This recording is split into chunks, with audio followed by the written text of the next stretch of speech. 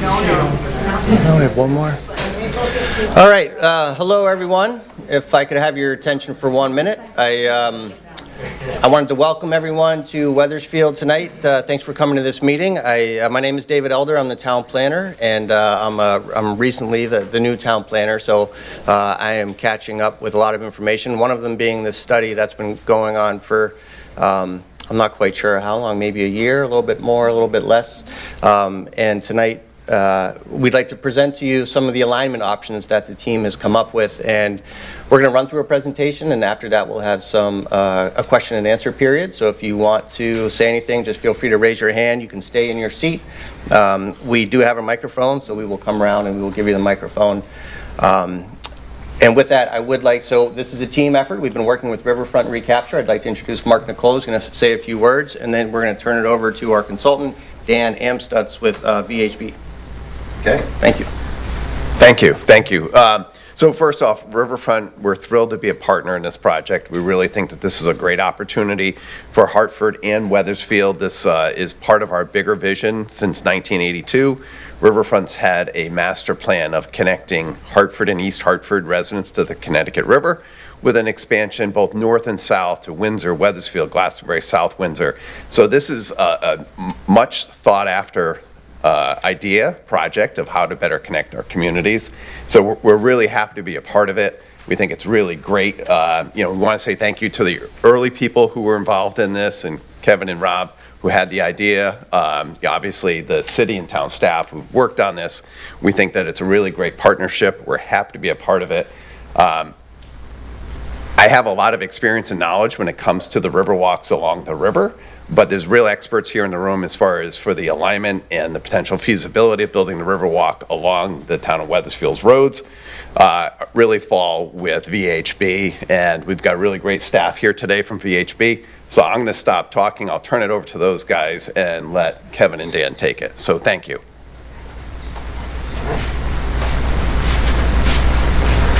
Thanks, David. Thanks, Mark. My name is Daniel Amstutz. I'm a senior transportation planner with the consulting firm VHB.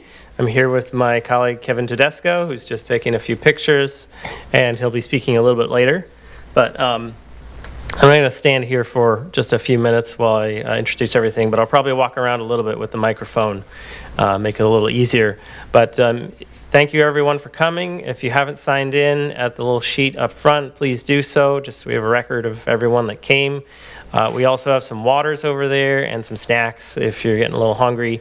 But we appreciate you coming out here on this Thursday evening to hear about what we've been working on for the last, it's about almost a year and a half now. So this is the Hartford to Wethersfield Multimodal Trail Routing Study. So this is a project that is, I'll talk a little bit about where we've been and where we're going. As I mentioned, we started this project in early 2024, and we had a public meeting here in this room almost a year ago. So understanding we haven't sort of been out to the public in that time period, I'm going to talk for a couple minutes just to remind everyone of what the study is about and what its goals are, and then going to spend most of our time really talking about the routes, the alignments that we looked at for this proposed trail, and how we looked at it. There is also a handout over there if you didn't get one that has a few slides from this presentation that has a pretty long table alignment matrix just giving you an idea of all the different routes that we looked at. And then delve deeper into what those preferred alignments are for the trail. We're going to talk also about what type of design we're looking at for a trail. We are trying to keep this more as a trail as opposed to an on-road facility, but there are some opportunities for that through the city and the town. And then we'll talk a little bit about the costs and then the schedule and the next steps. So I might turn this on. So the goal of the study, or the purpose of the study that we started off with, was to study and recommend a trail route connection between Charter Oak Landing in Hartford and the Putnam Bridge Trail in Wethersfield. And to get pretty far back to like get it up there. But you can see the Charter Oak Landing at the very top of that map on the right side, so the northern end of it, and then the southern end, you can see there's a little label that says the Putnam Bridge Trail. The Putnam Bridge Trail opened last year in May, so just very recently. If you haven't gone on it, it's really interesting. You get to go right next to the highway, but then you can actually go all the way into Glastonbury from there. This is a study that is sponsored by the Town of Wethersfield, City of Hartford, and Riverfront Recapture, and funded through the Connecticut Deep Recreational Trails Grant. 80% from them, and then 20% from the municipalities and from Riverfront Recapture. And a lot of the purpose of this, and I think I'll step out a little bit here, but a lot of the purpose of this is, looking at how we really connect and create a more interconnected region around Hartford and from Hartford to Wethersfield. And so this is a pretty busy map, but you can see we've got all kinds of different bicycle and pedestrian infrastructure that's been going in over the last many years, including ones in separated bike lanes, different bicycle facilities, bike lanes that have been put in place by the City of Hartford, Locust Street, Meadow Street, Elliott Street, separated bike lanes up on Wethersfield Avenue. There's also some bike lanes that have been in place for a while on Murphy Road and Reserve Road. There's actually, I'll talk a little more later, but the city is also planning on putting bicycle lanes on Willarmy Avenue, which we'll be looking at later. There's bicycle lanes that we worked on for Wolcott Hill Road as well. There's also trails that are within the area. Wethersfield Cove Trail, there's across the river, there's also the South Meadows River Trail, and work that the town is doing for to connect the Putnam Bridge Trail into Old Wethersfield. So along Marsh Street, along the reconstruction of Main Street. And so part of our charge is looking at not just connecting, so all the way up here, which is the Charter Oak Landing, down to here, the Putnam Bridge Trail, but connecting these different facilities, making it more interconnected, making it easier for people to walk and bike around the region. Can I just ask, I just want to make sure I understand what you mean by trail. Does trail mean a paved trail? Yes. Yes, so a trail or a multi-use path is, I think, more of the nomenclature we'd be using. But yes, so this is really more talking about a multi-use path facility that you might see, the Farmington Canal Heritage Trail, for example. So that would be more along those lines. But so the study goals are, we're reviewing these potential routes for making this connection and really determining the preferred route, which is what we're going to talk about tonight. Supporting efforts, again, to create this increasingly interconnected capital region and getting input from the community. So we had a public meeting last year, and we had one in Hartford on Monday as well. And then making sure that the trail alignment is successful in leveraging future funding opportunities. Actually, I don't think I am going to use this after all. So I have a follow-up question, sorry. Okay. Can you just clarify, because I think a lot of these trails are actually lanes on a regular road that cars also drive on, correct? Right, so, Trails. That's part of what Yes, I know, which is why I asked to follow. okay, yes, some of them are, bicycle facilities on road. So getting deeper into the routes that we actually looked at, so again, looking at the whole area here, you can see on the right side, we have blue lines, which are showing different routes that we looked at in Hartford, and pink lines in Wethersfield. This is a busy slide, but it just gives you an idea of how many different routes from one place to the next we were looking at. We're looking at places that were on-road and off-road, both 14 in Hartford and 12 in Wethersfield. And we also looked at several that came up at the public meetings last year related to I-91, Franklin Avenue, and also potential for, or if there was a potential for a rail with trail within Hartford itself, which is a line that goes parallel to I-91.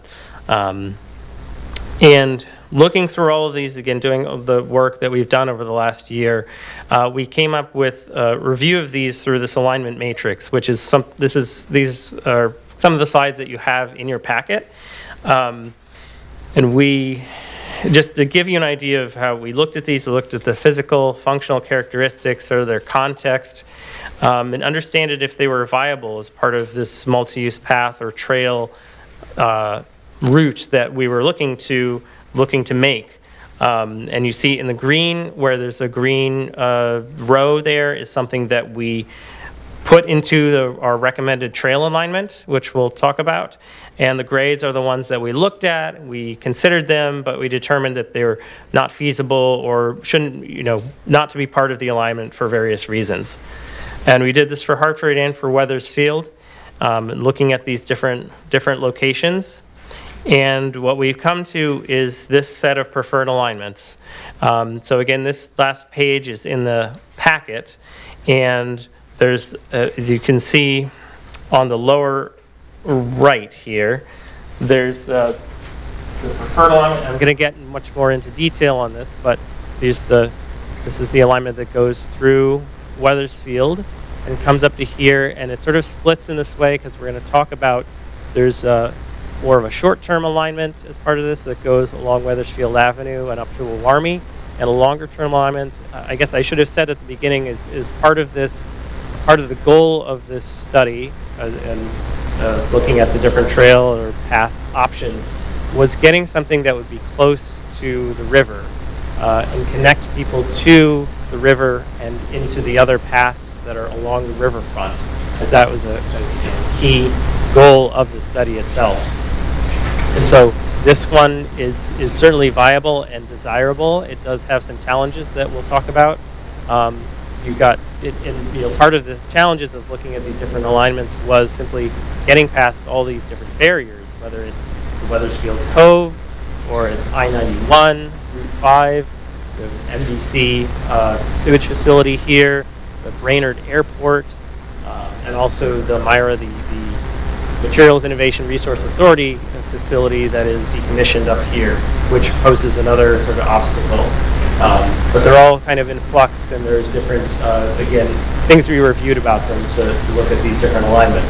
And in terms of time frames, we see that this is sort of on-road route for Hartford is something that we see could be done in the short term in the next few years versus the short to mid-term of the ones in Old Weathersfield. And for the sort of purple longer-term alignment, we see as could be 5 years or longer. And for each of these, I'm going to go through more detail on each of these here. But this, for Old Weathersfield itself, when we got down into it, we really were talking about State Street and Hartford Avenue here. These kind of orange dashed lines that you see here going on Main Street and then Marsh Street and Great Meadow Road, those are basically already being completed by the town in some way or another, working on the Heritage Way Trail that is going to go along the roads and connect right into Main Street, and then the Main Street reconstruction, which is going to have a trail associated or a path associated with it. And you can see this is just a design diagram, preliminary design of that Marsh Street right around at Broad Street.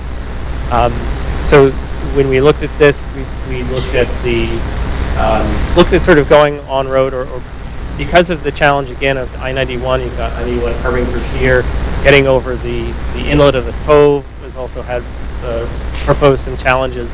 And so this is sort of the shortest route to get from one point to the next in order to get to our sort of next hinge point further north when you get to the city line at Hartford. So looking at the different alignments of what this could actually look like when you look at on the ground. So you can see this is State Street. This is looking west. You have the DMV on the right side, and this is just a cross section that we created to kind of show the general dimensions of the street.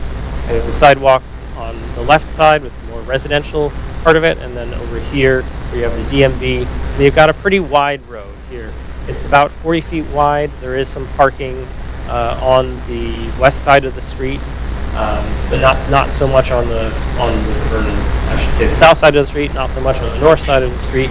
But when we look at what kind of facility might be able to fit in here, we can actually see that if you're able to reduce the size of the road and you can actually place a separated multi-use path on the north side of the street. So this is a concept, this is an idea of what it could look like. We narrow the road, there'd still be 2 travel lanes back and forth, and then you'd still have the parking on the south side of the street. Without, part of our view of this was to see how do we do this without really badly impacting trees, utilities, and other things that are, important for this street, important for the context. And as we continue up Hartford Avenue, as you get to Hartford Avenue, you go to the north. In this case, in a sort of more residential area, we think it'd be better to put sort of bicycle facilities along there, sort of on road. It may be possible to put a shared use path facility on here, but it may come to some complications. So, our current concept here is to look at what kind of bicycle facilities that aren't currently there to go on Hartford Avenue. So that is our, again, that's the conceptual, what we're looking at as part of that particular path. So as we move on to the north, again, first we'll talk about this sort of Hartford on-road alignment.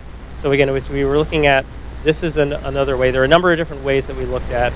There's already some bicycle lanes. We heard some feedback about using different roadways that people will use, whether it's Ledyard Street, Locust Street, Meadow or Elliott Street that have bicycle lanes already. But we focused on Wethersfield Avenue as there is some separated bicycle lanes that are on Wethersfield Avenue. You can see kind of the picture here. So this is like a top-down picture showing what it looks like. But going from Wethersfield Avenue up to Warmy and then go to the east, and then Reserve Road comes in over here and connects you to the opening or the entranceway to Charter Oak Landing.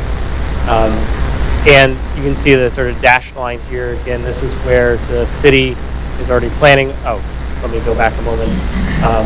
So for Wethersfield Avenue itself, filling in, there aren't any bicycle facilities on this part of Wethersfield Avenue. And filling in that piece of it is, will really make the connection for you along with the facilities that the city's already planning. So currently our concept was looking at, can we continue the same setup that is here, which is essentially a separated facility with bollards, so you can see you've got parking on the west side of the street and a separated facility on the right side of the street. Continuing that down Wethersfield Avenue, or potentially something we heard at the Hartford meeting was pushing this actually the whole bike facility to the east side and having the parking on the west side as another option that could be considered. But with that, you'd continue that all the way down Wethersfield Avenue to make that full multi-use path or bicycle connection from Hartford Avenue up into Hartford. And then as you get to Warmy, which is next to Colt Park, which is an important connection that we wanted to make as well. Part of the reason why we sort of wanted to go up to there. You've got, this is again showing the existing section of how it looks like on the ground on Warmy. You have about a 40-foot wide, 41-foot wide road, so it's fairly wide as it is.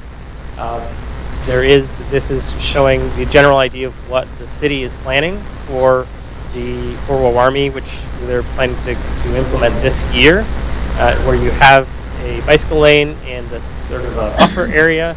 You've still got the 2 lanes, a buffer area, and then this is actually the space, a little hard to see. There's going to be parking on the park side of the street, on the Colt Park side of the street.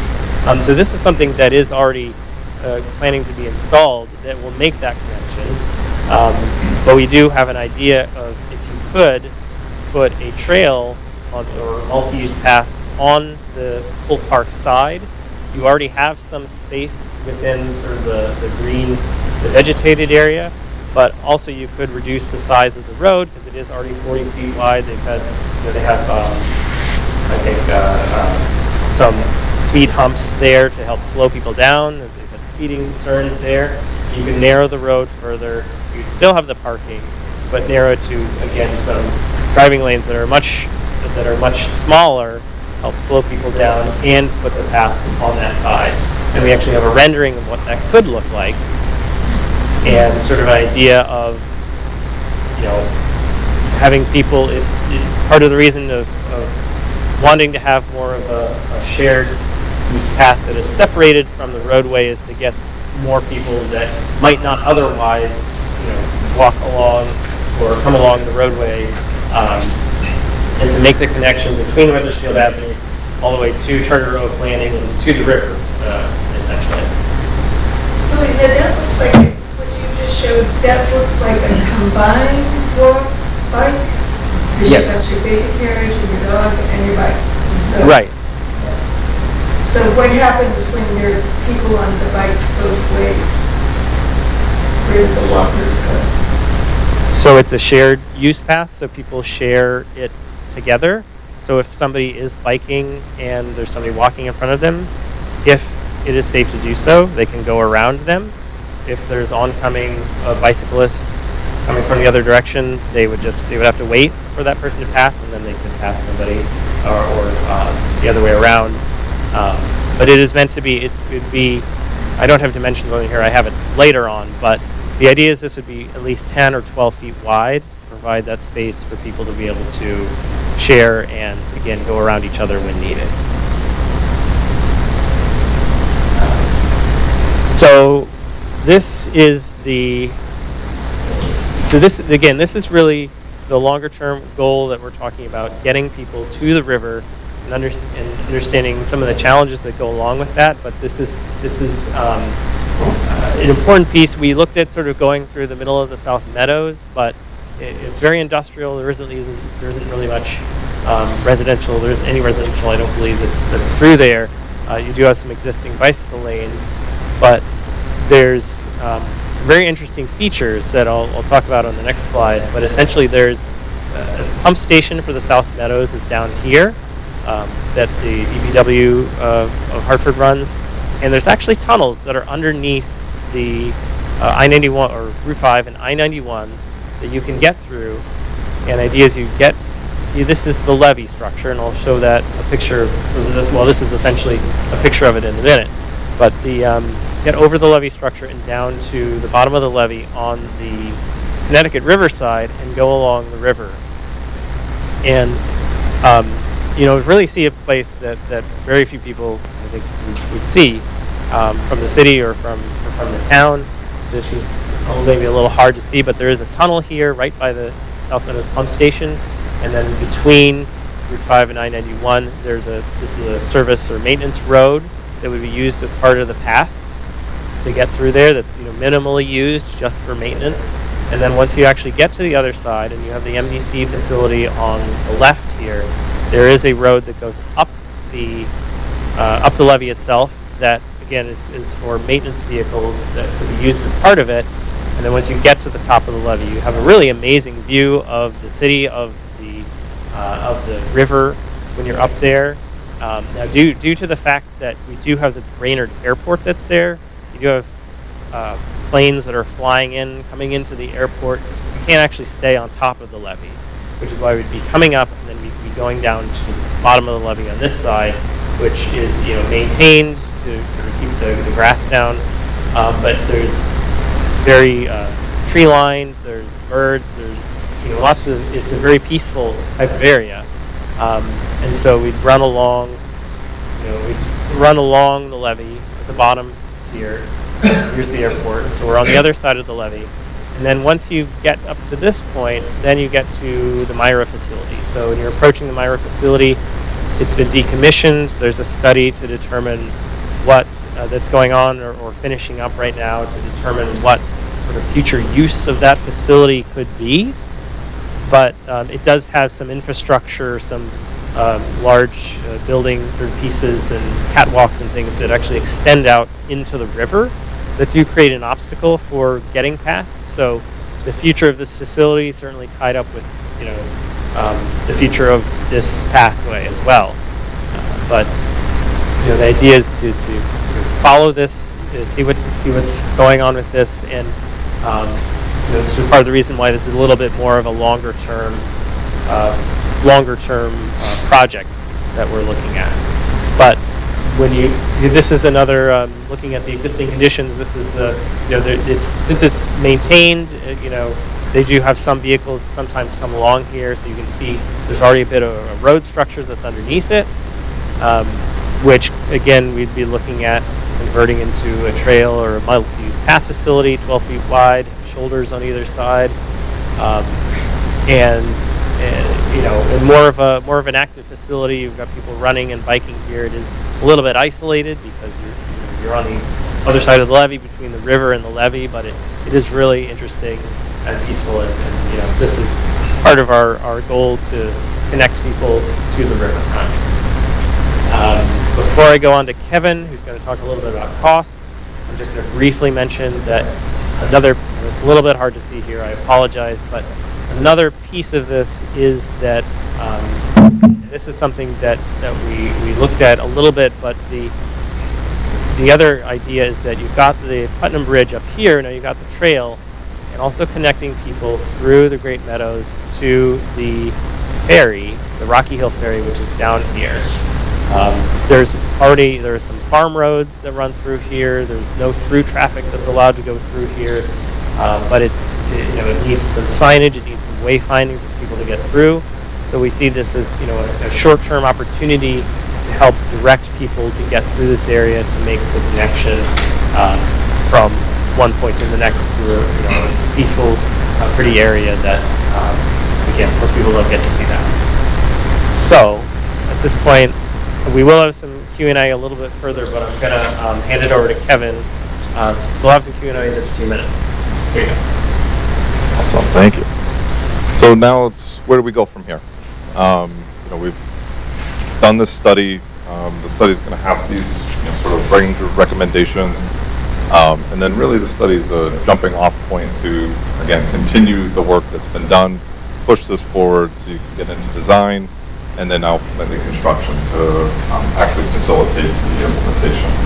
So what we've done is we've done some estimating of costs, based on some variations of the range of alternatives that we had. So, when we're looking at the Wethersfield portion, you're looking at State Street, Hartford Ave.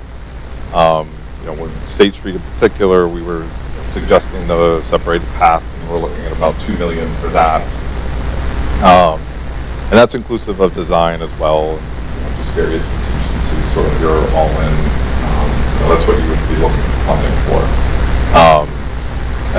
For the Hartford Ave piece, heading up towards Hartford, about $40K. There's not a lot there. It's simple line striping, not a whole lot in the way of what you would need for design. And then sort of moving further north up the corridor, jumping into Hartford. When you're looking at that Wethersfield Ave portion, again, to sort of mimic what was sort of done previously on the northern portion of Wethersfield Ave, we're looking at around $400,000. And then if sort of upgrading the facilities on the Warmy to a separate facility is about $3.5 million. And then again, sort of, the ultimate ideal alignment is obviously the levee, and that's going to take a lot more effort, coordination, and so on and so forth. So just the sheer length of it and sort of the robust nature of it, it's probably in that $9-10 million range. Yes, does your study include environmental impact? We try to do our best estimations for taking into account some of the compliance, some of the environmental permitting. I'll say it's very high level, right? I mean, without sort of a more concrete design of where your affected areas are going to be, it's a little harder to get closer. So we have contingencies built in to try to help account for that. And I say we try to go on the more conservative side because likely you'll be going after grant funding or some sort of maybe federal money, and you want to incorporate that. But you're planning routes or routes, however you want to say it, without prior to environmental impact, and couldn't things change because of that? It could, yeah. I'm particularly thinking of the north side of the cove where the great blue herons nest. Yeah, I mean, that's where we have done some, I think, some general environmental screening, just sort of looking where endangered species are, and I think those are some maps that we have in our report. But, in terms of knowing where the actual extent of, sort of that effect would be, you won't really know in more of a concrete way until you're really into design. It's going to be exactly here.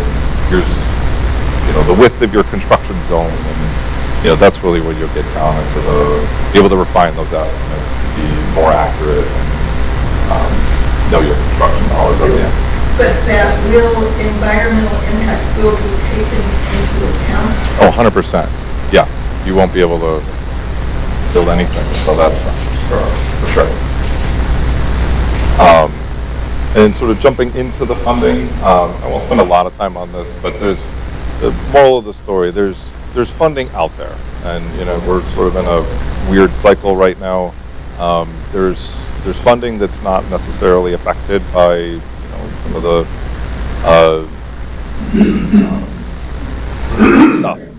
stuff. I'll leave it at that. So there's options out there that we have, right? There's state funding, there's federal funding that's not really being affected. So there's a whole range of options, and again, they vary in size and sort of their caps. But the moral of this is that there's ways to get this done. And then sort of just jumping into our sort of where we're at. Obviously, we've done the few public info meetings. Obviously, today is the 10th, so we're doing that.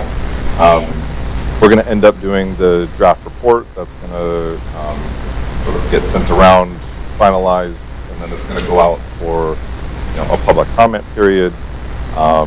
Where again, everybody can comment on it, and then we're aiming to be wrapped up with the entire plan basically by the end of June. So now I'll turn it over for Q&A, and I'll just walk around with the mic so everybody can just pop into it. Thank you. I'm Dwight. I live in Wethersfield. When it comes to the Hartford Ave and Wethersfield Ave changes, I commute into Hartford for work on bike, and I avoid Wethersfield Avenue, especially coming south, because even though it has a bike path that is separated, now going north it's fine because it has the ballards, but coming south, where everyone just parks in the bike lane, they straddle the bike lane and the parking structure because there's nothing other than paint to keep them from doing it, so they become unusable, and then that road is narrowed, which is good, but now it's narrowed and I have to go out into it. I can't ride on the bike lane. There's debris that nobody can clean because of the way they park, and people are just parked in the lane. So what I would like to see is ballards added to those sections, ballards added anywhere where you're going to do a bike lane like that in a way that can make sense, and on Hartford Avenue, because I think you'll just end up with the same problem. So for safety and to make it easier to use for everybody, I think that's kind of the best option. Yeah, I'll just say that we did have a conversation during the Hartford meeting on Monday where this was brought up by other folks that are running into the same issue. And so the city is considering whether to change some of that, actually try to push the bike facility into more of a two-way facility on the east side of the road, and then have all the parking on the west side of the road to try to mitigate that conflict or avoid that conflict. And something that we'll bring up in our report as a potential option, as opposed to continuing the same sort of the same design that they have. So yeah, I appreciate that. It's good to hear that again, that it's it's other people are having the same issue. Hi, my name is Thomas Lefebvre, and I live in Wethersfield, and I commute to Hartford in Chatham Street, so very close to the Chateau Landing, and I drop my daughter in at the running corridor in Hartford too, through cycling. And I find it completely unacceptable from the consultant to propose a plan which again doesn't have any protection for cyclists on Hartford Avenue. I think in 2025 it's not acceptable to have this, and I don't understand just to have paint on the road and to propose that as a plan, as a proposal is shameful. I'm also surprised that you avoided the proposal to go through Locust Street. I cycle there all the time. There's no traffic there. You have a very wide street, so you have plenty of opportunity to build things there. And compared to Wethersfield Avenue, so I'm really surprised that this alternative has been rejected. I also don't understand what you are proposing for Wethersfield Avenue.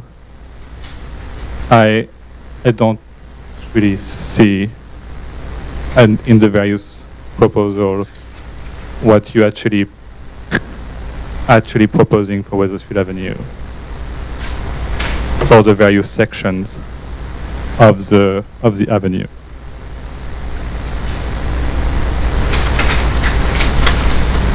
Yeah, we don't have a specific cross-section for that at the moment, but the general idea, as I was mentioning a moment ago, is to continue. Our initial thought was to continue the section that you see a picture here on the left. This is sort of north of Elliott Street. We were proposing to the city that they would continue this down further to the south on Wethersfield Avenue. But as been mentioned, there's been some challenges with this that they've seen, and so they're considering making a change to this. And so they asked us to maybe consider putting something in a report that would sort of support their work in that sense. And it would also help, I can imagine it would make it a bit more like a trail or a path facility continuing up Wethersfield Avenue. As to how we chose Wethersfield Avenue, I think part of it was, again, looking at how we can make an improvement to the area and to the street. There was some, although you could use Ledyard and Locust Street, there's kind of a challenge point of trying to cross Airport Road. And we recognize that as being sort of doing a dogleg there that didn't seem appropriate for sort of a trail or a multi-use path type of route. So again, this is our recommendation to make this route. But we welcome any comments to look at that further. Thank you.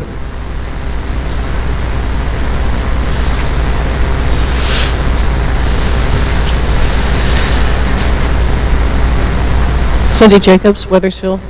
Yeah, I'm looking at the long-term plan here, and that's with the trail going around Brainerd Airport, MDC, and then in final state, I guess it would swing west, and then you would pick it up in Hartford Ave, and then you go down to Old Wethersfield.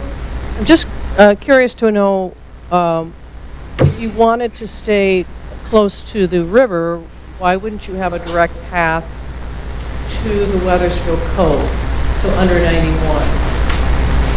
And that's woodland there. So it would be south of the MDC facility, and then it would connect up at the cove. Was that considered, or are there just too many obstacles? Oh, talk into here. Yeah, again, Mark Nicole, I'm the Director of Park Planning and Development for Riverfront Recapture. We did look at that and what the actual conditions are there. And when you talk about the permitting and the regulatory process of trying to build something through there and maintaining the elevation to get over the top of Wethersfield Cove, it really isn't buildable. You'd have to build essentially a bridge that would start down by like Hess and then go over the top of Wethersfield Cove's entrance across the marsh area and then tie back in. The cost of that would just be prohibitive, that it wouldn't have enough use to warrant going that route with the trail. That's helpful. So it's basically kind of integrated in the river, wetland kind of area, too low. Yeah, and it would be great to do that, but, is it really feasible to do it when you talk about the cost? Because that's part of the study, is not only the alignment, but what might it cost? Is it worthwhile to spend, say, $100 million to build a mile-long bridge that would just be used by cyclists? Okay, thanks. Yeah, I'll just to, because we'd have to work with the Coast Guard because the inlet is, I think, a navigable waterway, so it would actually need to be the same height, potentially the same height as the bridge for I-91 that goes over the cove. So it would be a very large bridge, but also once you actually you can kind of see on the right side of the map here how close I-91 gets to the river. And because you have that bend in the river, all the material, all the debris that comes down the river kind of smashes into that part where it goes around that bend. And there's very little space there. So that's part of the feasibility piece of it. It would just be extremely difficult, and then the maintenance would be, again, with all the debris coming in, would just be almost impossible. So, is there a reason why you're not going off-road on Hartford Ave all the way from the Hartford line to State Street? There's quite a bit of space on the east side of Hartford Ave. I would think to put an off-road trail, but I just want to know if there are other considerations other than cost. that could be, it is an option that we looked at. I think once you drill down into it, if you were, say, going to take the existing sidewalk and widen it by 5 or 6 feet, it's very likely you could impact the existing street trees that are there, move utilities. You're also much closer to people's homes and the maybe concerns that may come around with that. But I think those are sort of the impacts to the existing kind of landscaping area. You start to get much deeper into that if you, as opposed to trying to sort of reduce the size of the existing street, which you have some opportunity to do. That does have some impact on street parking, but we felt that was a better maybe trade-off, again, as opposed to trying to blow through a lot of mature trees along the road.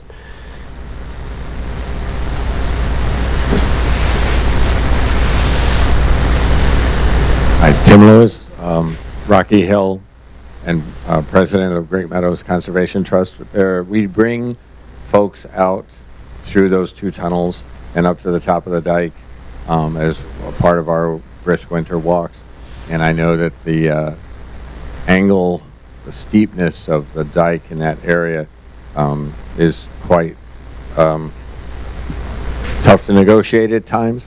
And so I'm assuming that you would not be able to cut into the dike, but you would have some sort of build out for a You have an idea? a grade for that area to get down off the dike. And I have a second question, but I'll wait for that one. So, you're exactly right. That does present a real challenge. You would have to, in order to make the ADA grades work, you'd end up with a ramp that's perhaps 500 or 600 feet long, much longer than what is there today. So either a switchback would have to be designed, but you would have to excavate into the levee to build that kind of a system. It can be done. We've done it in 2 places in Hartford. There's a lot of permitting. It's expensive, but you can do it. It's not something that gets done overnight. It's literally a years-long process to get through the permitting. So, All right. we would have to build something like that in order to get up and over the top of the levee. Okay, and the second question is, once you're along the dike and you're heading north along the river, that area is prone to flooding. I don't know whether it goes underwater at 16 or whatever, but it would be a surface that would sustain, the floods. Yeah, so that is also a very good question. That piece that's, say, parallel or adjacent to Weathersfield Cove is low-lying elevation. I envision that we'd be notching into the levee, or perhaps getting the rights to run on top of the levee till you got to almost to the airport, and then traverse down the face of the levee with a ramp to then get around the corner and start running parallel to the river. From that corner north up to Mirrors Plant, the ground is relatively high, and it would stay out of a flood. At Riverfront, we try to build all of our river walks at at least elevation 13 or 14, because from a historical and operational experience, we know that those river walks, if they're built to that elevation, will stay out of the water a great majority of the year. When you get down below it, that's when it becomes more challenging. Thank you.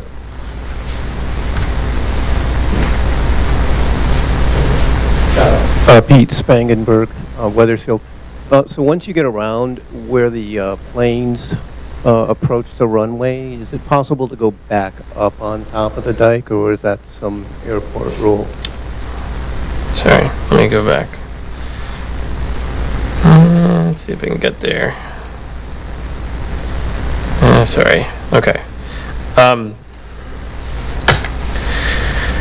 So yeah, that is, I mean, it's a good question. I think when we talk about staying on top of the levee, the airport becomes a challenge point for that, because they do have planes that come in. You actually can't go on top of the levee without, they have big signs that say, you know, you must contact the control tower. We were able to get up there with the help of the Hartford Public Works, and they were in contact with the control tower. But they do have planes coming in that, my understanding is they come in very low. Some of them even, you know, like right over the top of the levee.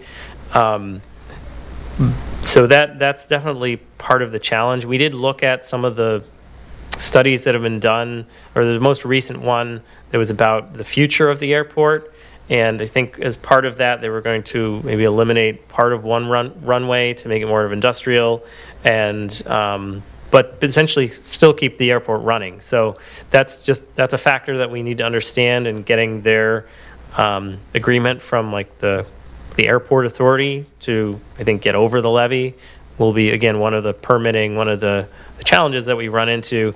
But staying on top of the levee, you know, getting on and then off again, I think is probably would not be very doable. One addition too, so the north-south runway, there actually is a grass runway right next to it. So there's actually a strip that's, like, planes will even use that, and like you're getting close to even being on it. I doubt they use it a ton, but. Well, we can see how close it was. When we were doing the bluff with the Heron River, you could see, they're like 30 feet at the top.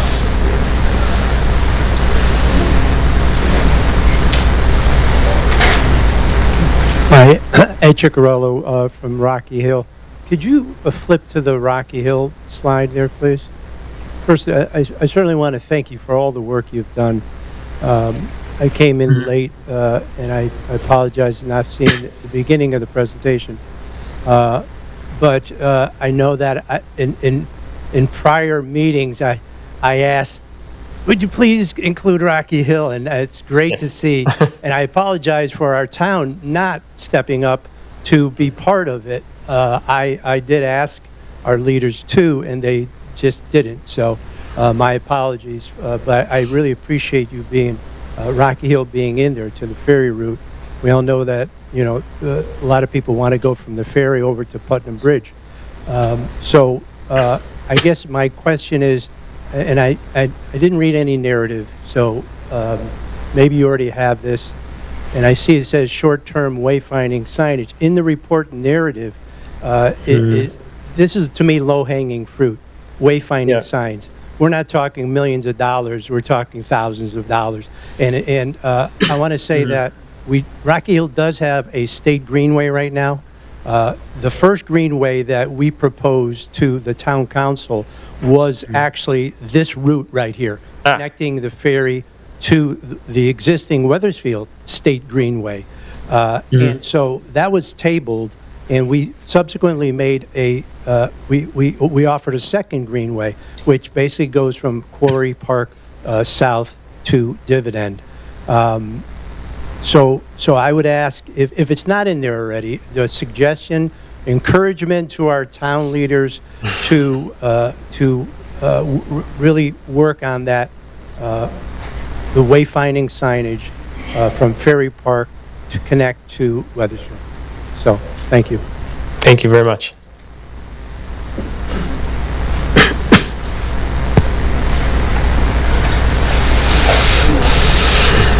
Thanks so much for the presentation today. I really appreciate all the hard work that went you. into the study. I got a couple comments focused on the Weathersfield Ave and Hartford Ave sections.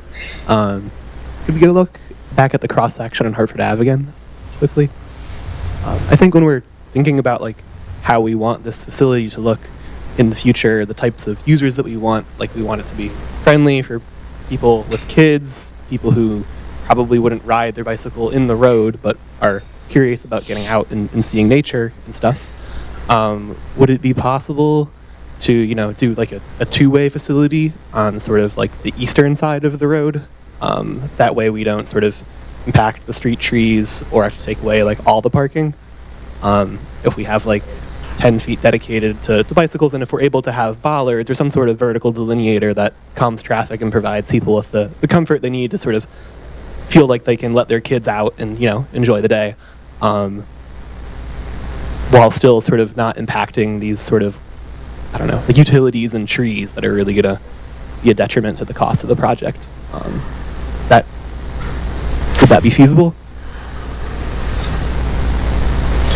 I think, yeah, we'd have to take maybe a closer look at the cross section as it is. Currently we're showing that there's the bike, so trying to sort of squeeze the bike lane, I would say we're doing something sort of similar that comes to mind up in West Hartford.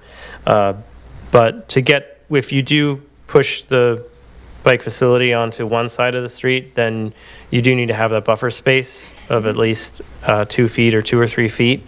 I don't know if we quite have that here. I think there is also a bus route that goes down Hartford Avenue that would need to be taken into account. Usually they prefer to have 11-foot lanes, and so you start to sort of juggle some of the street widths when you do that.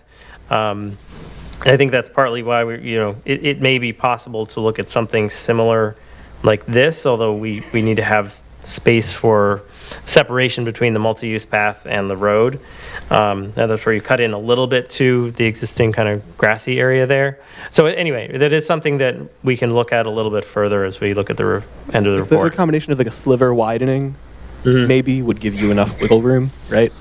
Right. Again, we need to look at the details. Right? Yeah. Don't want to make you make any promises here live.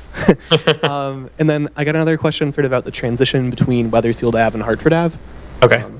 It's just that like when you have cars coming down the Silas Deane Highway, like really, really quick pace and everything, if you're going to be having on-road facilities, in particular, if you're going to be like traversing that intersection, you really got to calm traffic on that approach somehow. And I think there's like a center median there right now, but I don't think that would be. There is, yeah. I think there's more you could do to calm traffic, especially if we're going to be sending like kids and families on bikes along that corridor. Thank you. Yeah, thank you. Yeah, that's something we didn't look. Again, these are sort of conceptual designs that would need to be fleshed out a bit more once like the city gets further into making some bike facilities on Weathersfield Avenue further to the south. My name is Carrie Crevier. I live in Weathersfield. I have a question regarding the State Street portion. First of all, that's going to be off-road as well. That's the idea. Okay.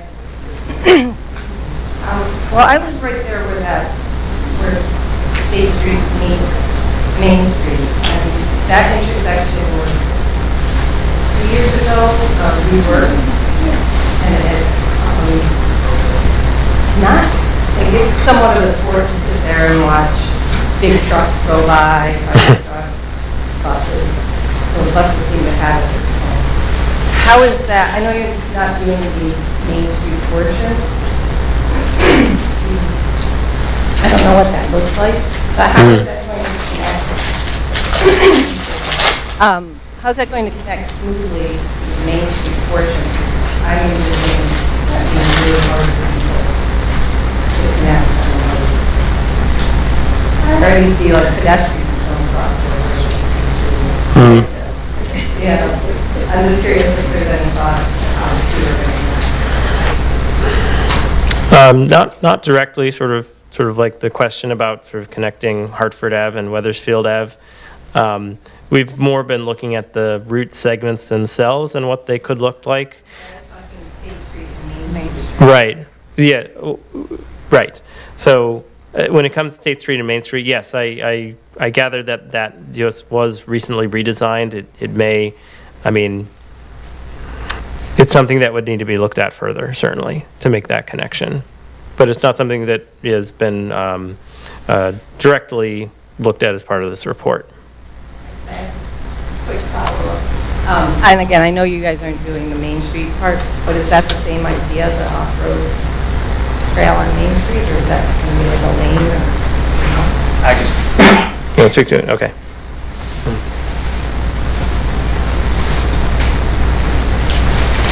Hi, everyone. My name is Derek Greger. I'm the town engineer. We are currently pursuing, finalizing actually some funding from the state to reconstruct portions of Main Street, which will include trail construction. The intent is for it to be off-road along Main Street, going north. As far as to answer your question on how it might tie into State Street, I think it would tie in on the, because there's a crosswalk on the north side of the intersection right now. I think that would be the crossing point. It might be, depending on where right-of-way limits are and property lines, maybe that bus pull off out there. Maybe we have to modify the sidewalk in that area just on the north side of the intersection. That would be, I think, the easiest way for us to do it. As Dan is saying, they didn't get into that level of detail with this study, but certainly we're, aware of what they're proposing and what we're looking to do. So I think we would find a way to do that, even if it required to get some easements. We would not change the general size of the intersection and the layout that it is now.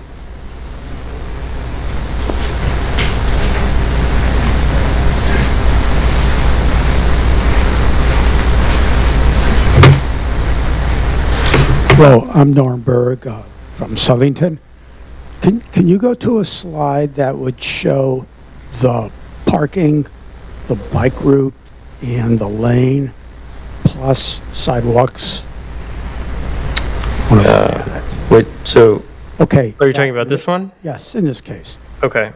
What is the policy or regulations related to cycling on the sidewalk, walking in the bike lane? And I ask that because there are families where the parents will walk and the children will bike. Sometimes fast, sometimes not. And some people might prefer to pick the sidewalk instead of the bike lane by bike. Mm-hmm. How is that handled? I do want to... Generally, policy is not to allow bicycling on concrete sidewalks. I think you may be talking about young children, and they'll still do that. I think the idea is in a lot of these areas to keep the sidewalk there for pedestrians, and if we do have a bike path, particularly off-road bike path, I think it's more conducive for families in that situation. Yeah, and I think that's something we could talk about. Maybe the near-term solution is what's we talked about tonight is some on-road striping, and the more mid-term, that's going to take a little while to get some funding. Maybe we could look at maybe do some road narrowing and try and have something off-road. I know, for the money that we've gotten thus far in state funding, we've been trying to keep it off-road, so we do have off-road trail now that people are in final design from Putnam Bridge to Main Street. We'll be starting design soon for road reconstruction and trail construction along Main Street. And that's the intent at this point.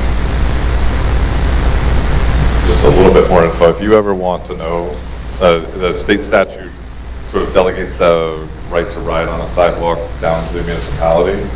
So you can contact any town or town police, and they would be able to tell you whether it's allowed or not allowed.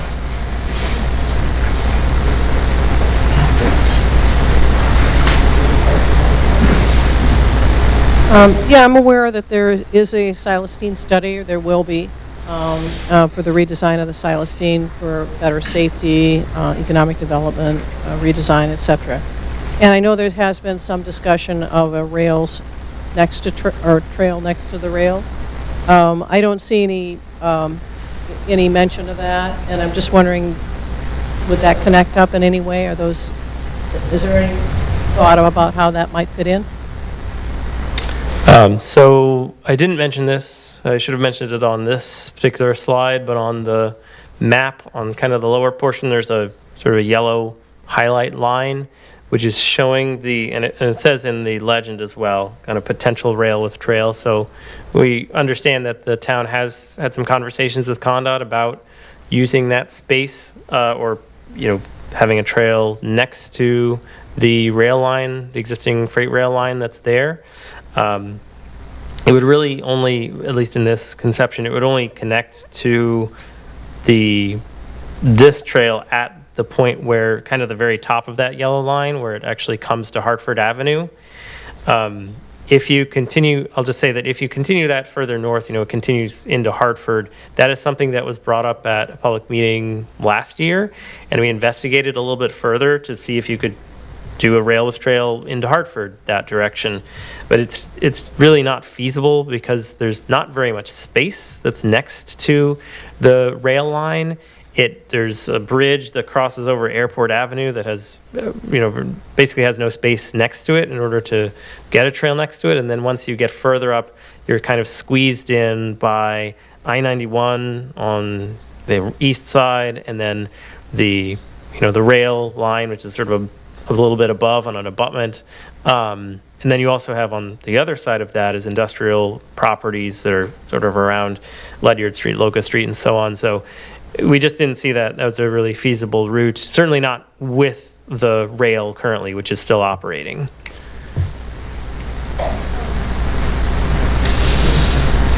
Hi, I'm Doug Ovian from Weathersfield. Two different comments. One picks up on what Cindy just mentioned, but first I'll start with the dedicated rail. The dedicated trail that Weathersfield is already talking about through our town engineer. I think it might be more successful to have more of that trail than less of it in some ways. Right now, the proposal is to start it on Morris Street, and I think if we were to have it there, we wouldn't really want it orphaned. But it is a change for people to perhaps lose a sidewalk and have a bike trail in front of their house instead. Mm-hmm. But I think if it were going all the way from the Putnam Bridge to Hartford, that would be an adjustment that people could make for what it would give us, especially since it appears that there is room on the east side of Main Street for the path. And if it doesn't have to go past State Street, there's room for it to make the left because there's room on the north side of State Street. I believe that the sidewalk that's in the picture is the sidewalk that might be immediately in front of the DMV. So I think the plan is for the sidewalk to be lost on the north side, and you just have a trail. At least that's what it looked like. I think an effort should be made, if we're going to go that far, to try to, even if that means reducing the width of Hartford Avenue, to try to have a combined or sidewalk and trail that goes up the east side of Hartford Avenue, so that all the way from the Putnam Bridge to the Hartford City line, there would be a dedicated trail. This is something that I wasn't necessarily as comfortable with the first time I heard about parts of it, but when you hear about the whole, it's quite exciting. And so I appreciate all the efforts that the town is making and that the city is making, or I should say Riverfront Recapture is making, because I think it will tie us as a community eventually to Glastonbury and Rocky Hill and East Hartford and to Hartford itself. The other piece was that once you get to the city line, I did ask the other night about the possibility of having taking the rail line in that first section between Hartford Avenue and Airport Road, and at that point, hopping along Airport Road to Brainerd Road, and going from Brainerd and a relatively undeveloped part of Brainerd Road to the current Charter Oak Landing hookup. And I think that when you're talking about varieties of paths, when you're talking about the number of pedals, when you're talking about making the best of the situation, it might be worth considering doing something like that, because it gives us some use of the rail trail, and the rail line, and then it brings us into the South Meadows in a place that's south of the current terminus rather than north of it, if you hook up through one of these other routes through Hartford. So that's something I spoke about with somebody the other night afterwards, and I know this is still just planning and listening, but when I heard one of my neighbors talking about the rail, it came back to me, and like I said, I think that Brainerd, going through at least part of the South Meadows, makes you feel like you're near the river sooner. Even if you're not actually there, you're on the other side of 91. And so there you go. Thank you. I'll just mention that we did. I appreciate hearing that there's more support for sort of a more separated trail. We did look at going through sort of the South Meadows. I guess one of the things it may be on the table that we have, the matrix that we have out, but I guess one of the challenges we have is there isn't really much places to go when you go through there. It's all very industrial. There isn't really any residential, so you don't really have a group of people that would be sort of getting on the trail within that place. But thinking about the not MDC, but the Mira facility and sort of the future of that, that is something that and how that might be redeveloped again is something that we're thinking about as part of this as well. Thank you. Yes. Helena Riley, Old Weathersfield. So I'm just trying to understand about existing sidewalks. So for example, on Hartford Ave, are you saying, of course now, the section in Old Weathersfield, you've got sidewalks on both sides. So when this is implemented, will there just be a sidewalk on one side? And have you talked to all the people who have homes there who may no longer have a sidewalk in front of their house? No, that wasn't part of the idea. Okay, It would so there would still be a sidewalk there. both sides? The idea was that you could either take the existing sidewalk and widen that out, or basically add a new path. Since there's a fair distance between, showing 20 feet or so between the sidewalk and the road, they wouldn't necessarily cross. But no, there wasn't any idea of removing the existing sidewalks that were there or the existing pedestrian facilities. And so, for example, in this picture that we're looking at here, the sidewalk would remain where it is, and then you'd just lose some of the grass between except further down, you don't have that big grass patch like you do right there. So I'm just trying to understand.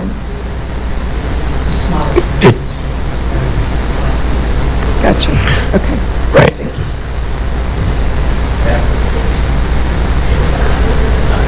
Alan Bagley, I'm a Rocky Hill resident. This photo, I didn't want to let this moment pass me by, is unequivocally the worst example of any. Here on the far left, we'll see a happy, calm couple, and then look at the red Miata, whatever it might be. The cyclist in the white is in deep trouble. It's in the door zone.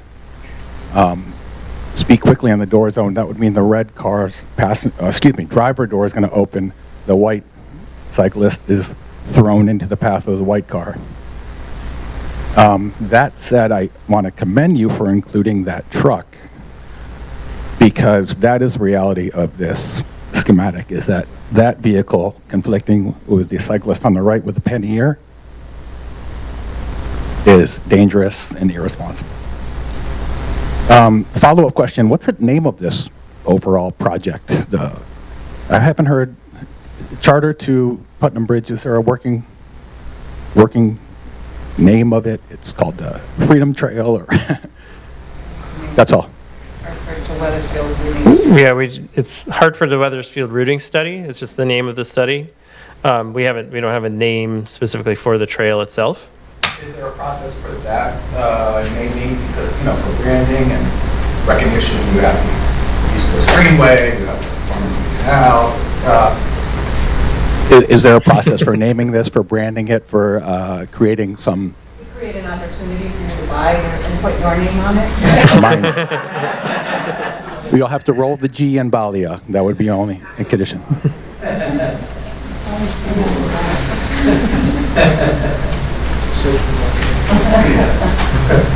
Rob O'Connor from Weathersfield. One, I want to admit to being a cyclist and a person who loves to watch plains land. So Kevin's comment about the grass landing was like, that makes it even more attractive for me to ride up there, and I'd like to have the path there. On a serious note, since it's a long-term plan and that dike and that area is really the way to get to the river, are there opportunities to have some kind of once a month test days where cyclists and walkers can come up with permission? And you said Hartford Public Works let you in the gate by the pump station, but to have a couple of demonstration days where people can actually see what it's like to go up there, because even the path that has grass on it, the lower level, looked like you could ride a bike on there or take a walk like Great Meadows does.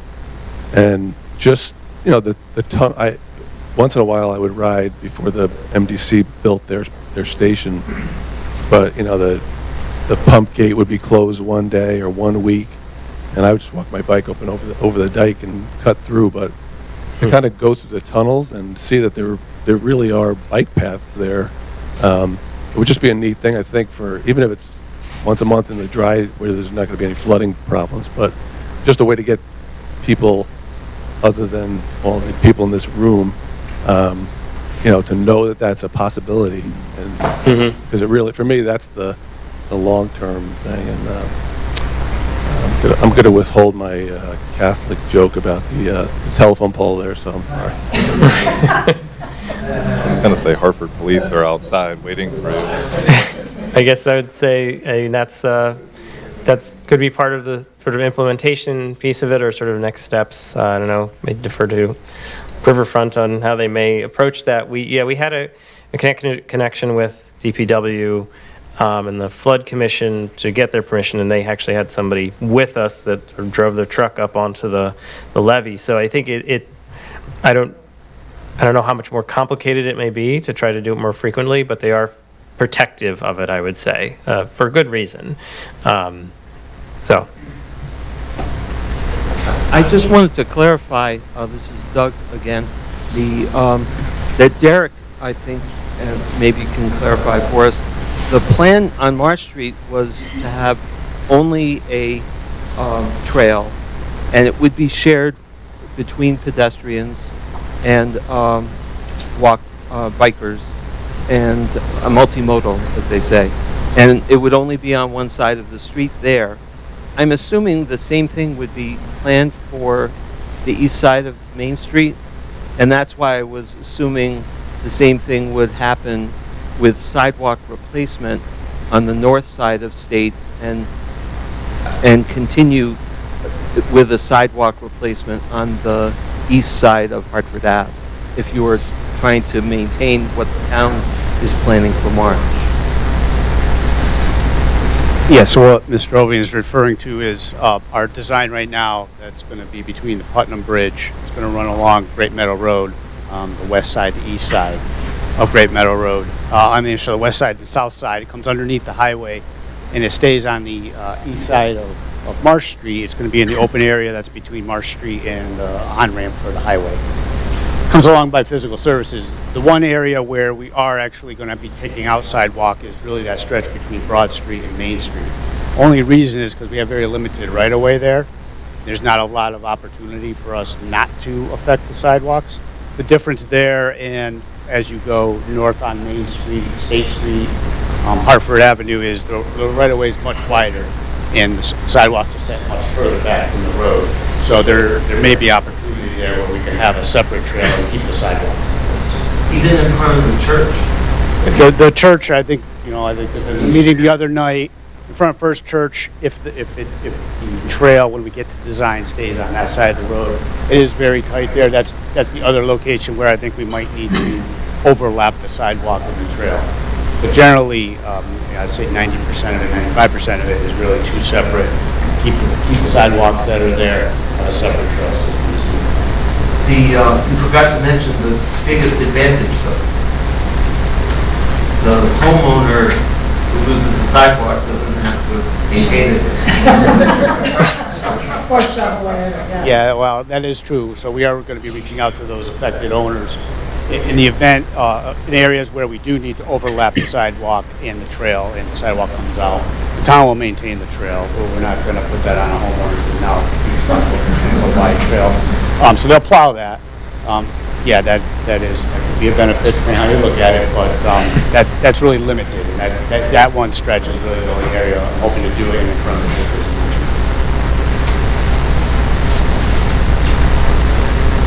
Have a big mouth, so. Chris Trasick, Weathersfield. I just want to add my 2 cents that I think doing multi-use trail on one side of the road, Main Street, State Street, Hartford Avenue, just makes more sense in terms of safety and pedestrian usage, as well as for people understanding. So. Thank you.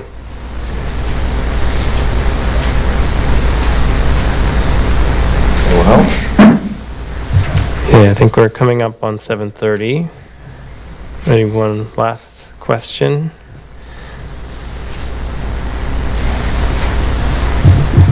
If not, I don't know if the town or River wants to say any final words. Don't want to take us out. Actually, Dan, what could we tell all the interested folks to expect next? I'm trying to get to the end here. So I'll just go back to the study schedule. So, we will be finishing this up over the next couple of months. We do plan to have a point where we'll have a draft report out for people to be able to review and provide comments, but we are trying to finish this up so that we can again get to the implementation stage, understand design and other pieces as we move this project forward. All right, yeah, thank you very much. So I think the plan we do not have a webpage dedicated to this, so I think the plan will be however you heard about the public meetings tonight, whatever brought you here, whatever brought you to Hartford, you're going to hear through those same channels. When there's an opportunity to comment on the draft final report, there'll be an email address or a way to submit comments. So that should be the next time that you hear from this group. So thanks everyone for coming tonight, and we look forward to hearing your comments when and if you have them. Thank you.